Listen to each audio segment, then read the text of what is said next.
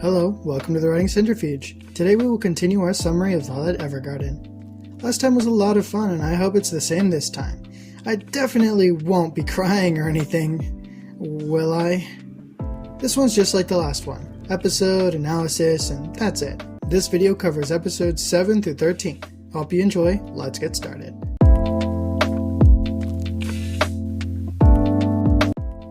The episode begins with a guy getting stabbed. Nah, just kidding. It was a play, and Erica seemed really excited about it. Later on, Kat and Hodgins have a chat about how Violet is doing super well and is having a ton of requests. Hooray! Kat asks Hodgins if he's told her about what happened with Gilbert, and he totally did not. Nope, guess not. Violet arrives at her next assignment. After she knocks on the door, a man with glasses opens up the door. He's shocked by her impeccable introduction and something about her having the same hair color as someone, but I'm sure that's just a one-off line. She doesn't want him to drink if they're going to work together, and he assures her that they can work. Tomorrow. She pulls a Bojack and cleans his place, and I'm sure pulling a Bojack doesn't mean anything else. When Violet asks him for some typing paper, he informs her that there is a store nearby. Okay. She goes to a store and she also buys dinner. I hope she charges this dude for the paper and groceries. Violet tries to cook, but there was clearly something wrong with the concept of cooking because it doesn't go well. After the food, the man finds a bottle hidden in the back. Since he didn't really seem to get the hint, Violet told him that she hid the booze and she doesn't want him to drink anymore, at least while she has to work with him. She took the bottle he had found, and I just assumed they went to bed right after that.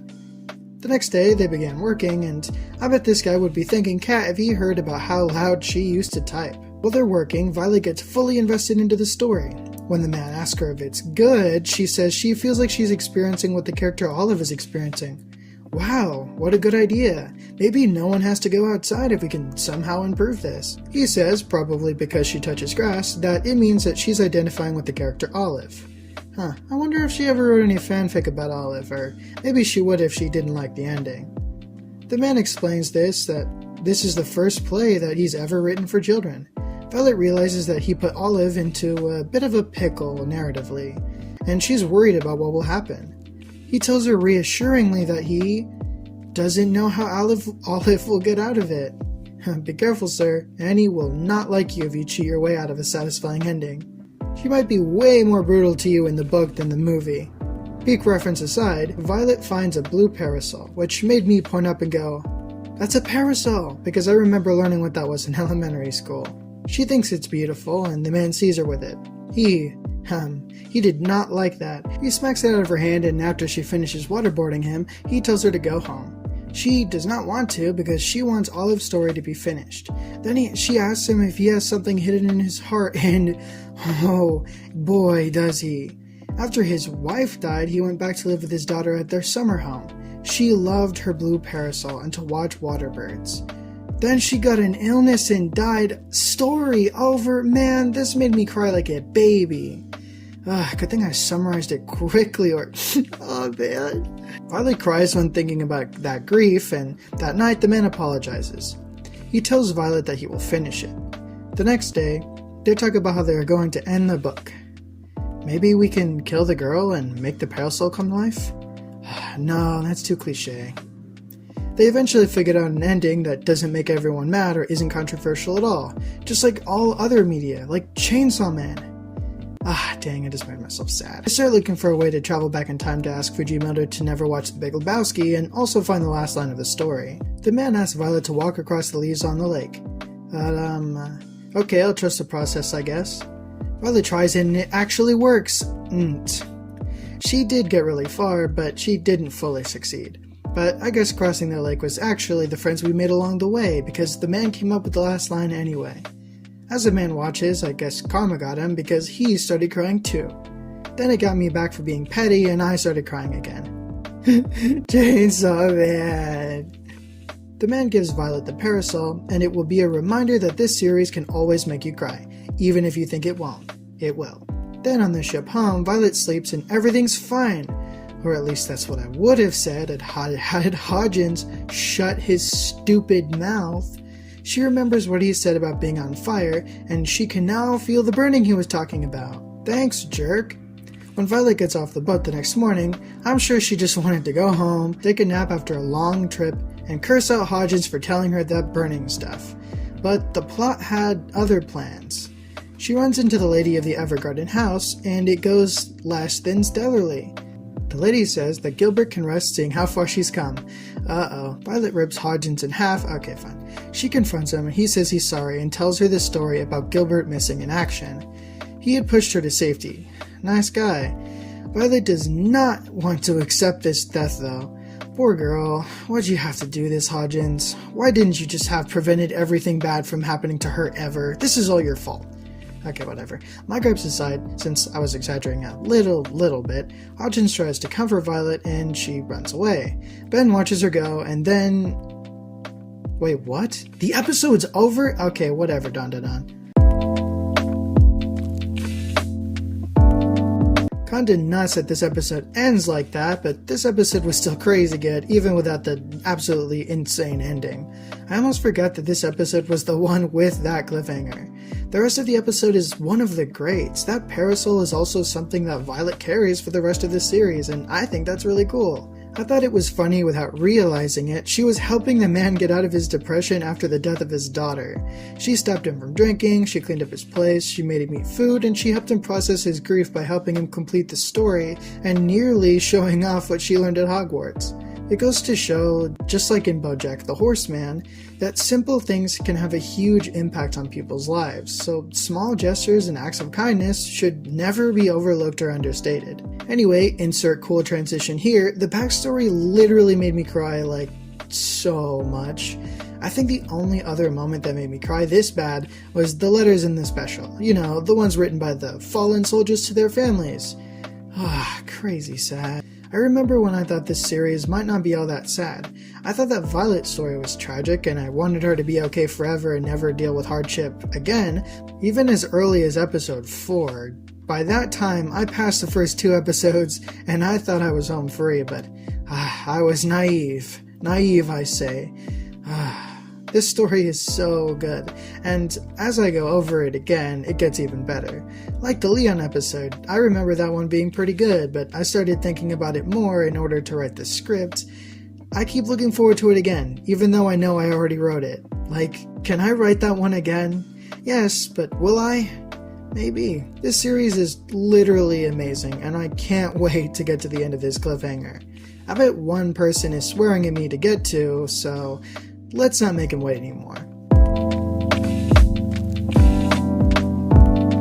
Violet wakes, and this is the first time she met Gilbert, again. The Colonel, who is Gilbert's brother, somehow abuses her, and Gilbert stands up for Violet. Gilbert agrees to take her, and Violet then attacks an officer. Whoa, okay, weird. She wants a meeting with the Colonel. She asks him about Gilbert and calmly explains that he's alive. Please? Then, because he's going to a fiery hell, he dares to say that Violet was just a tool to Gilbert. Meanwhile, Kat, my favorite side character by the way, yells at Hodgins for telling that stuff to Violet. Good. Back to Violet. She's on a train. Okay. It's morning and she walks along the tracks, which would be crazy awesome cover, maybe, and also a possible thumbnail. Flashback time. Gilbert brings Violet to a house. He tells a woman that he's taking care of her. Gilbert offers Violet a blanket. She grabs it and backs up. Man, can I skip this? This is making me sad. Violet runs around frantically looking for Gilbert, but apparently that's it, because that's all I wrote happened. What? Was it really sad or something, dude? What was it? A little while later, still in the flashback, a high officer demands that Gilbert take Violet into the front lines. And Gilbert decapitates... Okay, what? He doesn't do what I said. He doesn't pull a Joel. Are you serious? Yes, apparently that doesn't happen, but I wanted to. She adorably waits for him in the hallway while he comes out with an internal crisis. She walks behind him while he probably thinks about how he's going to get to a plane and bring her to it and then get her far away from here, but whatever. Later, a bunch of military officers explain the war tactics. Gilbert is present and he's tasked with taking down the cannons. He asks Violet to stay, but probably to try and snuff out the flames before the fire really gets started. Violet attacks anyways. and the other soldiers follow behind her. As Violet continues to make Gilbert probably feel the way that rotten fruit tastes, he looks on with those trademark sad eyes of his. Alright, now back to 1985, Violet wanders, apparently. Seriously, how good was this section to make my notes so vague? She returns to the house from the flashback and she sees if the Major is home. As funny as it would be if they were like, yeah, he's drinking his morning cup of tea. The woman says that the Major is dead, and she brings her to Gilbert's grave. Violet falls to her knees and reads the Major's name on the tombstone. She remembers encouraging things that Gilbert said when he gave her her name, and when she talked for the first time, and when he taught her to read and write, and when he gave her homework, I guess. Violet hears voices of people describing how he died, and hey, what do you call a CW show with also a part of the body that isn't the front? Green Arrow top? What? No! Flashback. Gilbert tells Violet about how she brought freedom to the people that they were watching. If this place looks familiar, it is. Is this the place that Harry ended up when he screwed up the teleportation spell? Nope, not Nocturne Alley. We see that this is really the place where Violet got the brooch for the first time in the first scene of the series. Gilbert gave it to her as a reward for bringing freedom to the people of the area. She first had pretty simple-minded idea of how gifts work. She asks what she should ask for, and he says dresses or accessories, so she goes, alright, perfect. I want dresses or accessories. Perfect answer, Violet. I knew you could do it. Then the first scene just plays verbatim. Okay. She doesn't know the word beautiful, and she calls his eyes beautiful when she first learned it. Aww. He puts on the brooch for her and cries a little. I would too, man. It's okay. After Violet thanks Gilbert, we see Hodgins during the war. He calls for Gilbert and they catch up, while Violet stands there and reminds me of those grocery trips with my mom where I just had to stand there while she talked to one of her friends. Kinda glad that's a relatable memory. It brings me comfort to know that millions of children suffer from that every day. Okay, maybe I could have phrased that a little bit differently. Back to the convo, Violet goes in for the kill when they get close, and Gilbert explains that they're just friends, jeez. Gilbert then introduces them. Hodgins offers Gilbert a job at his company, but he declines, and Hodgins jokes about taking Violet instead. Yeah, wouldn't that be hilarious? A little while later, Gilbert is preparing a handgun. Violet asks if he would still love her if she was a worm. Nah, she asks him if she's no longer needed, and asks if she should be sent to work for if she's going to be sent to work for Hodgins. She is visibly sad, and I want her to get a hug. Gilbert, make her feel better. Instead of that, he tells her not to worry and that they can talk about it later. Yeah, that'll definitely happen. That'll definitely happen, Gilbert. What a good move. Not like this conversation will haunt her later or anything. Anyways, Gilbert explains the plans to the others and it begins. Violet kills a lookout, but I'm sure he was a terrible person. The artillery is fired. Violet is leading the way, and they begin to take fire and report losses. Gilbert has a really good idea. They go into the cathedral and oh no! This did not go as well as Gilbert planned. Gilbert and Violet are the only survivors, and they fight back against the enemy, but I think someone forgot to put a candle out before their lunch break. Whoops. Then it gets worse. Gilbert signals for the attack, even though Violet and him are still in there. He looks at Violet, and then he gets shot in the face. What? That's where it ends? Nuts. So, things didn't go super great, but at least we know Violet makes it out of there. I thought it was really cool to be able to see Gilbert ended up a bloody mess on the floor, and the relationship changes that Violet and Gilbert were already going through before the end of the war was also pretty cool to see. Violet wasn't able to see those changes, but now she's more emotionally intelligent and she's starting to reflect on her past. I bet she's getting a clearer picture of what happened now. Awesome. I also like the order of the places that Violet visits during this episode. I think she goes to where the Colonel was first because he's Gilbert's brother, and I bet she thinks that he would know if Gilbert was alive, especially because they were both high-ranking military officers with the same prestigious background. It makes sense that it was her first stop after Hodgins. I think it's a shame that the Colonel is so mean to Violet. Like, of all the people you could be mean to, you'd think that he'd cut Violet some slack, but whatever. We see a better understanding of why he thinks like that later on. Kind of. After that, she goes to the lady in Gilbert's other house. Yeah, this dude really was rich. He could just go to whatever mansion he wanted. That's crazy. I thought it was pretty funny that Hodgins said that he would hire Violet in the past, not just because it happens in the future, but because right now in the story, it seems like a terrible idea. Gilbert's like, yeah, what a good plan, Hodgins, but Violet is currently on her knees in front of his grave because Hodgins didn't tell her the truth. She just thought that he was alive the whole time. Brutal.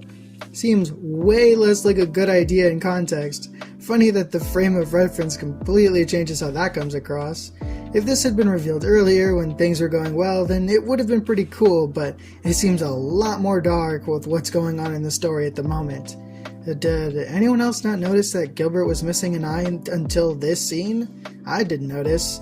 I guess I just assumed that he was fine, but closed his eye for no reason or because of blood or something. Didn't realize he actually lost it. Now, tell me in the comments if anyone else noticed. It was pretty nuts for me to just go, oh, I didn't even see that. Now that that's out of the way, I guess we have to find out what happened after that. Violet tries to make sure Gilbert's okay, and maybe he was, but now I kinda doubt it. She returns fire but runs out of ammo. Luckily, her main character powers kick in, finally, and the enemy runs off. Cowards! She doesn't want to leave Gilbert behind, and unfortunately for her, her plot armor must have a little hole in it because her arm gets shot off. Gilbert kills that guy. Yep, no jokes about that. Then Violet continues to carry a grown man, but the enemy throws an explosive at her and her other arm falls off, but it's just a scratch. Walk it off. She even tries carrying Gilbert with her teeth, but he tells her, stop it, ew, and so she has to let go. Then he tells her to live and be free and that he loves her. Then, the other soldiers don't know how to read a room, and the building is continually bombarded. She passes out from blood loss, and at the end of the flashback. Whoa, that took a while. It had been a whole analysis section in between. Violet goes through the rubble and cries. Hodgins appears and tells her what happened from the other soldier's perspective, that Gilbert must have moved her out of the way. Okay, kinda crazy that he was still awake even though she passed out, but I guess it kinda makes sense when you remember that she was a child and he was a grown man. I guess adults don't pass out from blood loss as fast as kids, which is why you should always listen to your elders. Apparently, all the staff from the hospital all lied to Violet and told her that Major Gilbert was alive. Oof, bummer. Hodgins reminds Violet that Gilbert is more important than herself. Nah, I'm just kidding. He tells her that at this point in her life, she valued Gilbert more than she had valued herself, and that's why he couldn't tell her. Alright, I guess it might not have been the greatest idea in the world to tell her that second, but he definitely held it too long. It had been months, and she had a whole life outside of Gilbert. At this point, he's just making it hurt more the longer she has to wait to see Gilbert again. Hodgins suggests that they get out of there, but she doesn't want to. Hodgins says he's staying, but we cut to see that they forced her to go anyway. Yeah, Hodgins, you'll totally stay. Ben apologizes for forcing her to go into the car. Good. Violet is still pretty blue and a little red, I'm sure, so she doesn't say anything. Hodgins says that she can live without Gilbert's orders. She cries. Dude, that couldn't wait like an hour? Really? The road ahead is blocked, and apparently they can't sleep because there are monsters nearby.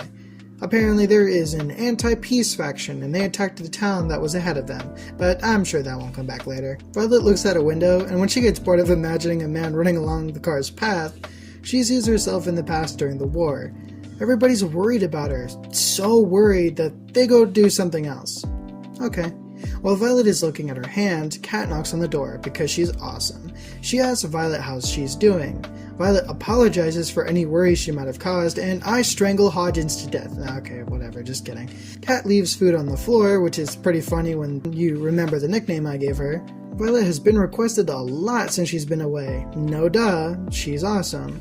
And Violet tells Kat about the whole being on fire thing that Hodgins said. Then Kat strangles Hodgins to death. Okay, whatever, not really. She confronts him, and he pulls that "you wouldn't get it" card. Then Hodgins says that Violet needs to learn who she is and accept it. Then Erica comes in and Okay, whatever. As stupid as that is, he reassures Kat and Iris and Erica about Violet. They remember all the fun times, like when Erica yelled at her, and when Violet told Iris's parents about Amon and that she was crying. Wait, what? Anyway, they discuss whether giving Violet space is enough. Violet walks into the room she saw last Gilbert in, I said, out of order. And surprise, surprise, he isn't there. She starts hallucinating him and she doesn't want him to let go. Oh boy, that sucks. School life all over again. He tells her that she's writing this with the same hands that killed people, and I hate to be that guy, but that's technically not true. She wakes up okay, whatever, she wakes up, that makes sense. Since it would have been weird if Ben dragged her all the way back there just for her to walk all the way back, like a penguin, she looks around the room and sees a stuffed dog and screams. I know that Hodgins gave that to you, but is it really the dog's fault? She picks it up while a supervillain tells her, do it. She can't. Then she asks the Major what she should do. Oof. Ow, my feelings. She cries while looking at it, and then I skip the exact event so that I don't get in trouble. Just know, I hated watching that. She can't bring herself to do that either, and she asks the Major what she should do, and she asks for an order. Oh my gosh, dang, that's sad. Then you've got mail. Her coworker shows up with a letter for her. Eric and Iris sent it. It says that they each deserve their own episode. Nah, it doesn't say that. Violet starts helping her coworker with their workload, and he says that every letter deserves to be delivered. I mean, even hate mail? Violet delivers one, and she hears a child get excited to get a letter from her father. Ugh, what a brag. She finishes her deliveries, and she meets up with her coworkers. She gets a chance to read the letter her friend wrote for her, and they say they're hoping she's okay, and that she's free to call them if anything happens. Then Spencer shows up, and I know I never told you his name, but that's Luca's brother. She wants her to write a letter for him. She tells him, hell no, do you know how late it is? Go home. Jokes aside, she writes the letter, and he thanks her. She realizes that getting letters is dope, and she never realized because the letter from Iris and Erica was the first one she ever received. And yes, I double checked, but yeah, that was really her first letter. Cool. She leaves and sees a reminder of all the different episodes. All the different people she's helped. She sees a flower, and it's the same as the one as her name. She remembers the words that Gilbert had said. We could talk about this later.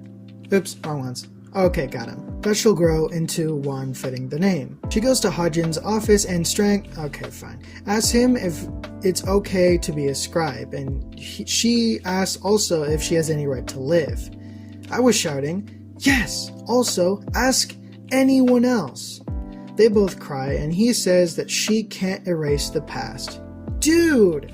But then he also says, but the things she's done as a scribe won't disappear either. That did not save it, but at least he ended on a good note. Jeez, this man is making my blood boil. Alright, analysis time. Oh my gosh, Hodgins needed to take a class on how to shut up. I like how this episode began with the ending of the stuff that was happening in the last episode. As funny as it would be to never show what happened next, whatever. I also straight up did not like Hodgins' actions in this episode. He had been doing way too much stuff to Violet for me to be okay with it. The fact that this whole thing started with her feeling like she was on fire did not help. I think that Hodgins' problem is that he's trying to be all philosophical and complex with Violet. She just learned what feelings are. Don't give her the advanced stuff and expect her to get it. He's also just terrible at helping her. Alright, I know you feel fine, but you're actually on fire. Why wouldn't I tell her when I could not? Don't worry, I won't leave your side. But Ben is gonna carry you to the car. She'll be fine, Kat. She's like 14. She can handle it alone. Don't help her. It's just the grief of her father figure, the guilt of killing others, and a smidge of PTSD. Oh, you're worried about whether or not you should live? Well, your mistakes will never disappear. Oh yeah, and you did good things too. Bro needed to have his tongue stapled to his desk because there is no need for him to talk during this period. I did not like seeing her suffer at all, and I didn't like hearing Hodgins open his big, stupid mouth. He was trying, but you could also try to save someone from choking by ripping their throat open and pulling the object out. If you do more harm than good, then stop helping. By the way, if you're enjoying this, please like and subscribe. Okay? Alright, I need a palate cleanser. Let's see if the next episode will make me feel better. A little girl tells her doll about this episode being the main reason why I call them scribes. She spots Violet from afar and she assumes two things. That Violet is a really, really big doll, and that this will go poorly. Okay, well, let's see how her predictions play out. Her mother is bedridden. Uh-oh. That's not a good sign. Her mother tells her doll is coming over to their house, and the girl's doll finally understands my plight against the name. The girl's mother makes all the guests leave, and one of them mentions that she can't live here on her own, referring supposedly to the little girl. Gulp. Violet waits patiently. The girl's name is revealed to be Anne. Anne is just as surprised to see Violet talk as she was to see the big frogs. She's excited to play with the big doll, and I guess I would just have to give up and hope you understand that she's confused. Violet is hired for a 7-day period. Oh no, why that many? Oh gosh. They will work together, and the little girl is not allowed to be around when they do. Oh gosh, no, why? Violet and the mother are about to work, but she collapses. Oh gosh, no, why'd she do that? A little while later, the mother says she'll be fine. Oh, phew. I thought she was gonna die. Anne wants to take a nap with her, but her mother says that she'll have all the time to rest when she's dead. So Anne should go and entertain the guest. She doesn't want to, even though the poorly timed saying was hilarious, but she relents and plays with Violet. They play with Anne's doll, and she finds that to be quite interesting. Violet doesn't know how to play with a doll, and after my 10-minute crying break, Anne explains that you just talk to it. Another day of working passes. That night, Violet is working on her hands, and Anne asks to come in. Violet tells her, hell no, do you know how late it is? Okay, nah. She lets her in. Violet must be incredibly flexible because of how easily she was able to dodge Anne's questions. Then Anne gives her backstory. There was this swing, and also her father died during the war. They have a cute interaction, and then Anne lies in order to come up with a reason that a little girl should be going to bed at bedtime. The next day, Violet shows off those reading skills she picked up during the war, and she reads a story to Anne.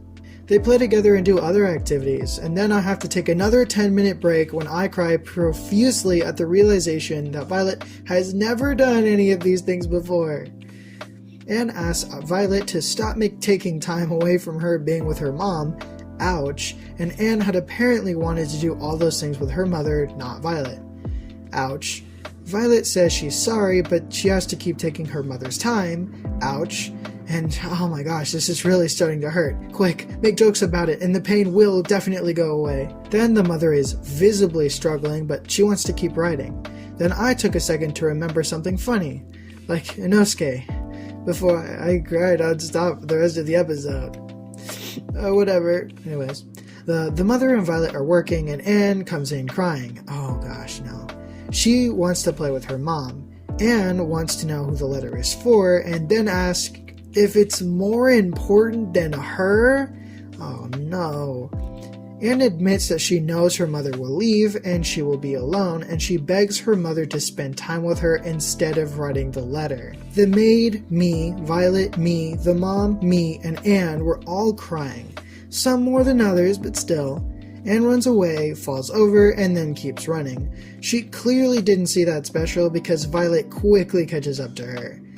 Violet tells Anne that the time is well spent and that Anne's admirable. Anne says that she made her mother cry, and even though I'm looking at my notes, I started to tear up again. Anne says her mother got sick because she's a bad girl, and Violet tells her that isn't the case. Oh, my heart. Anne cries more and asks why she's writing a letter because she just wants to spend time with her mom. Violet says that there isn't a letter that doesn't deserve to be delivered. Violet finishes writing the letters, and man, I hope that means that there will be no more sad stuff in this episode, I said, knowing that my request will not be fulfilled. Oh boy. Violet and Anne have a heartfelt goodbye. Anne got to spend some more time with her mother, but then her mother died. No. Anne lived alone, but on her 8th birthday... Wait, her 8th? Okay, whatever. Alright, I gotta go cry again. On her 8th birthday... okay... she receives a letter from her mother. She gets another, and another, and another. We see Anne grow up, as every year on her birthday, she receives another letter from her mother. We find out that there are 50 letters in total, and that Anne will receive these letters far into the future. Violet cries in front of Erica, Iris, and Kat. She tells them that she had to hold her tears back the whole time she was there. Yeah, no, that couldn't have been me. I could not have done that. And Kat comforts her. Aww. Alright, let's see if I have enough notes to make analysis on since I spent the whole episode crying. Dang, this episode was sad. Not exactly the palate cleanser I was looking for after the last episode, but it was beautiful nonetheless. Kind of a bummer that this family is in the last movie, but whatever. It sucks, and finding out what happened to Violet through Anne's granddaughter doesn't help this episode in the long run, but that's a battle for another day. This episode was sad AF. The viewer being left in the dark like Anne made this episode go from a 10 to an 11 because wow. The first time I watched this episode, I was like, hey, she said she didn't care. Stop with this stupid letter. Nope, I was wrong. This episode is so good. Oh my gosh. This little bit of crucial information that Anne and the audience are missing makes this a totally amazing experience. We are completely understanding of why Anne feels the way that she does, and why she wants to spend time with her mom instead of receiving a letter. But when we find out the truth and see the result, we can't blame the mom for anything. That was genius. I also think that if the mom died right after, it would not have worked for me. So Anne getting at least a few more months with her mom was essential. 11 out of 10 episode. Watch this to feel something. Okay, on to the next one. It's nighttime at the post office. Hodgins talks to Kat, and someone from the military requests a letter. The war isn't over yet. No! Those extremists mentioned 2 episodes ago are up to some stupid stuff. Violet overhears, and she hears Kat talk about the fact that one of the soldiers has to have a letter written for their loved ones, or I guess technically, wants to have a letter written for their loved ones. Uh-oh. I'm having flashbacks of the special. Violet disappears. Wonder where she went. Now we see a snowy place, and a soldier looks at a picture of a woman named Maria. After the opening, Hodgins says that the request for the soldiers was missing, and so was Violet. I'm sure it's just a coincidence. Oh, okay, I guess not. Violet sternly travels to the battlefield, and she makes it to a plane taxi service. They try to talk her out of it, but they can't stop her. Neither can gravity, because her plan is to jump out of a plane to get there. We see the soldiers from earlier having a chat while getting ready to engage the enemy. Somehow, they get heard. I wonder what it could have been. And the guy in charge is shot. Yeah, okay, Gilbert. This is an ambush. The soldier from earlier tries to carry the last survivor other than himself, but he's like, really heavy. A sniper kills him. The last soldier, I just learned his name was Aiden by the way, is the only one left. He gets back shots. Okay, whoa, sorry, wrong phrasing. And he checks his condition. Oh, I'm fine. Blood is supposed to be red. He then passes out from blood loss. Yeah, okay, Violet. The real Violet jumps out of a plane. She lands, dodges gunfire, which infuriates power scalers. She makes her way over to Aiden. She takes an enemy soldier hostage, and one of them recognizes her for her war activities. But that was just a hobby. Her real passion is writing letters.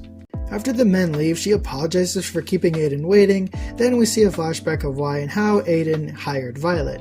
He had a bunch of money he didn't know what to do with yet, and when he saw a time traveler come in and tell him to invest in Google, he didn't know what any of that meant. So when he saw a poster for scribes, he decided, whatever, I don't care. Well, might as well. When he wakes up, he sees that Violet brought them to a cabin, and she's making sure he doesn't die instantly. He doesn't think he'll be around long enough to find out what the One Piece is, so she gives him about 20 years. Then she says she's getting ready to write his letters. She starts writing in mid-air, and she says she's memorizing what he wants her to write. First, a letter to his parents. He tells them he hopes they'll accept him as their child in the next life, and I tried for like 5 minutes, but I just absolutely could not make a joke about that. Anyways, when Aiden coughs, his picture of Maria falls out of his pocket. When Violet asks, Aiden tells her the backstory. He knew her since they were kids, she confessed feelings, but he was shipped out before they could even kiss. That's like a combination of Irma and Iris. Bummer. Violet says that she will put his feelings into a letter, and he starts to tell her what to write. He doesn't want to die, he wants to go home to be with Maria. That's sad.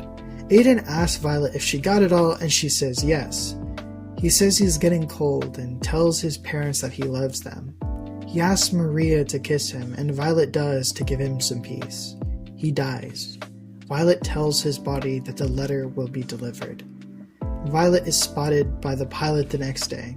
We see Maria working in the field, and she gets excited when she hears she's getting a letter from Aiden. Violet stands in front of Aiden's crying parents as Maria arrives. Awkward! Violet hands Maria the letter, and she takes it. She sees her handkerchief with blood on it, and she breaks down. Violet does her best not to cry. She bows and tries to leave before they call her a big crybaby. Aiden's mother thanks her for bringing her son back, and so does Maria. She says no, and then she cries. Violet says she's sorry she wasn't able to protect him, and Aiden's mother holds her. Hearing the things that Aiden said as he was coming to terms with his death was brutal, and this episode felt deeply personal. I couldn't even make jokes for like 30 seconds straight. It was crazy. Violet wanted to be there for Aiden, and seeing this helps understand why she left that moment. She wanted more than anything to make sure that his message got to his loved ones. She barely made it, even though she left the second she heard about it. She risked her life to be there for him in his last moments, and to get his last words to his family. I loved the moment where she gave him a kiss in order to make him feel less alone as he passed on. He died, and she was the last person to hear his thoughts, feelings, regrets, and the love in his heart. She knew what she was entrusted with from the beginning, and it speaks to her growth. She now not only understands war, but also the fears, hopes, and love that lies in the hearts of every soldier hoping to make it home. She did everything she could in order to get there in time, and she did the best she could.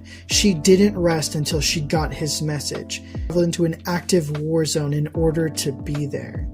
She didn't even have a typewriter, but that didn't stop her. Nothing could. It's not that the obstacles in her path would stop her, but that they would slow her down. She did all she could, and this episode made it almost impossible to make jokes because the death of a person and trying to make sure their loved ones know how they felt is no laughing matter. Oh boy, that was sad. Okay, let's hope I can make some more jokes about this next part. Military officers discuss the ongoing conflict. The colonel, Gilbert's brother, is given a task. The Navy is blah blah blah. They don't want another conflict, blah blah blah. Violet asks the pilot to drop her off early, and she chooses to travel partway herself. Ben and Kat are tasked with helping the peace treaty exchange. Ben says it will finally end the war. Yeah, it better. I thought the war was already over, and if Violet so much as picks up a gun, I swear. Gil's bro starts talking to them. Starts by bad-talking Hodgins, and Kat recognizes his last name. Gillsbro tells him that the reason I'm calling him that is because I don't want to write his long AF name every time he shows up. Then Gillsbro crosses the line when he says mean things about Violet, and Kat lectures him. Yeah! Ben stands up for Violet too. Yeah! Then soldiers talk and stuff. This dude, I'll call is mad because he lost to Violet. Blah blah blah, retake something. Violet is about to be dropped off, and they see fires. Then I skip the sweet Hodgins scene because I'm still mad at him. Gillsbro hears about the fires and knows the enemy has made their first move. Oh really? I didn't know that. Violet notes that the fires show signs of explosions. Then the enemy infiltrates the train. I wonder if that's the same traits the main characters are on. Violet sees Kat, and because Kat's cool AF, she gets off early to say hi. Gillsbro is making plans, but he sees Violet. Violet gives Ben and Kat a heads up about the explosion, and Gillsbro shows up and Violet tells him about what she saw. Kat tries to stop her, but Violet goes with Gillsbro. She wants to know what she can do to help, and he's a massive jerk about it. He tells her that she's a tool that wants to be given orders, and Violet tells him to okay, whatever. She tells him no. Says that he will attack the peace train. Oh no, not the main characters. Gillsbro and Violet both figure out that the bridge is a target. A big boom separates some of the cars. Man, they better hope that Violet, Ben, and Kat are on the same side as all the important stuff. Violet turns off the lights and says she'll be back. She meets up with one of her haters and they make a plan. She reiterates that she won't kill anyone. I'm getting flashbacks to a certain saga. Violet starts to deal with the enemy, and when one taunts her about Gilbert, she knocks him out.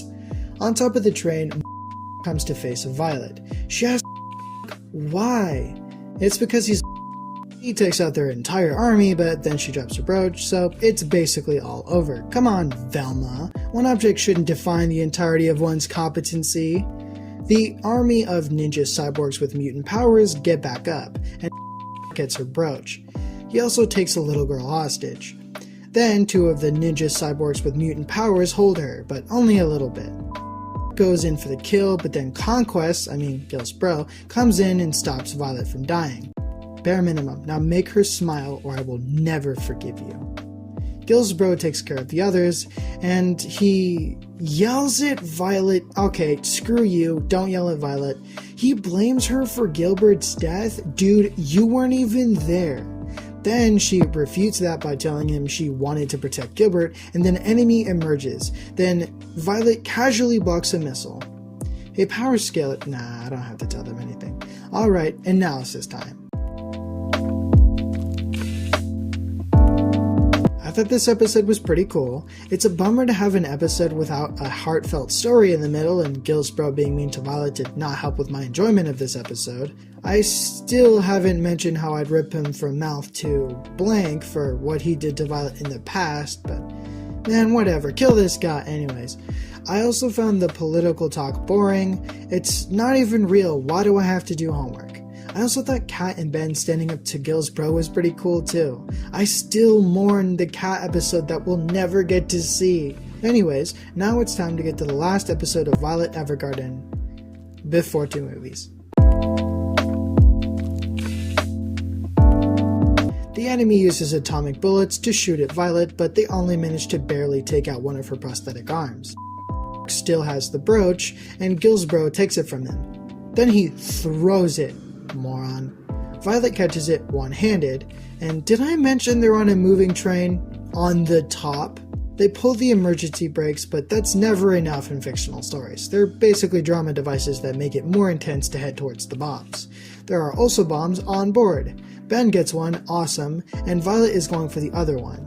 It's really hard to get off, and her other arm breaks. She keeps trying, and the darn thing just won't come off, but she keeps trying.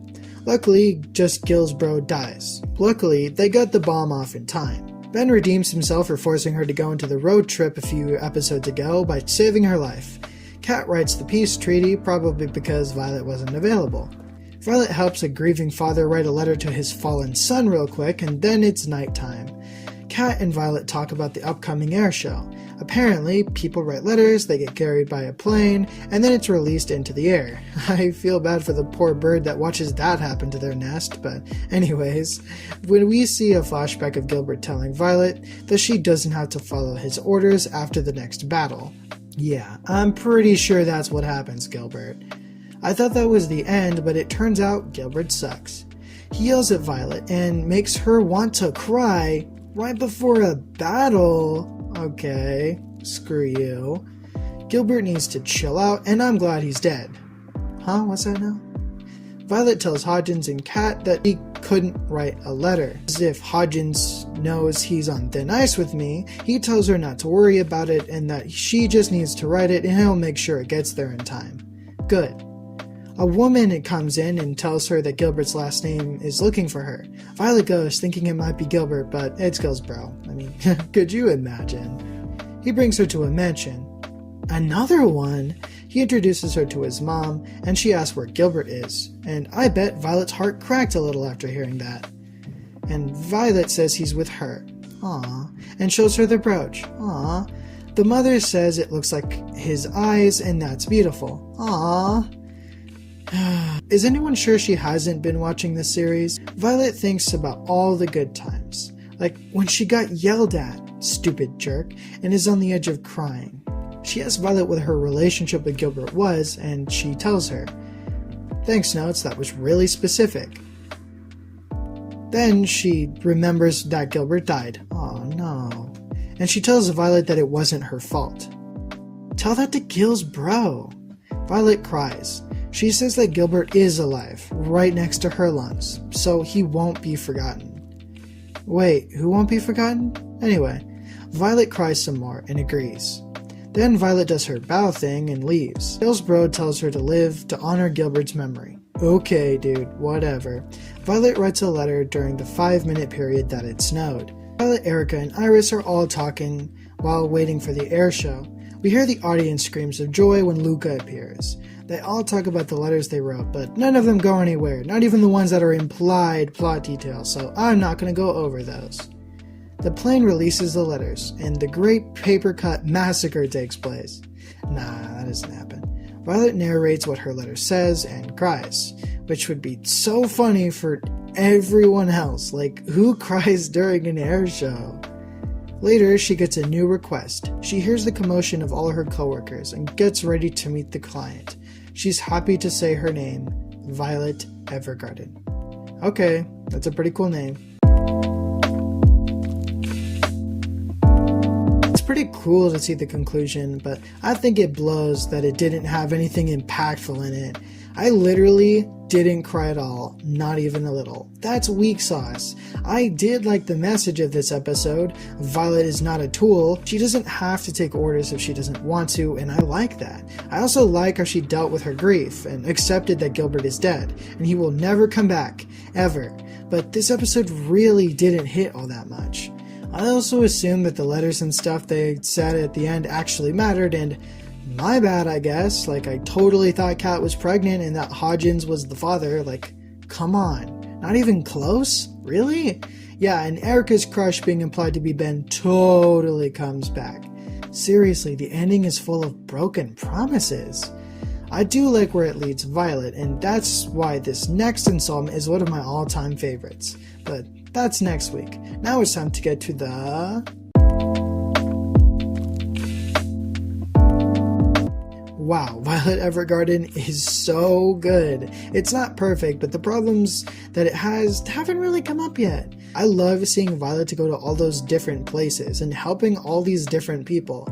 I enjoy seeing her learn to understand her emotions and write amazing letters. My hope for the ending were that she could write letters until she died. You can imagine that's how it ends if you want, and the next movie actually helps with that, so tune in next week and subscribe. Please! Also, thank you for watching.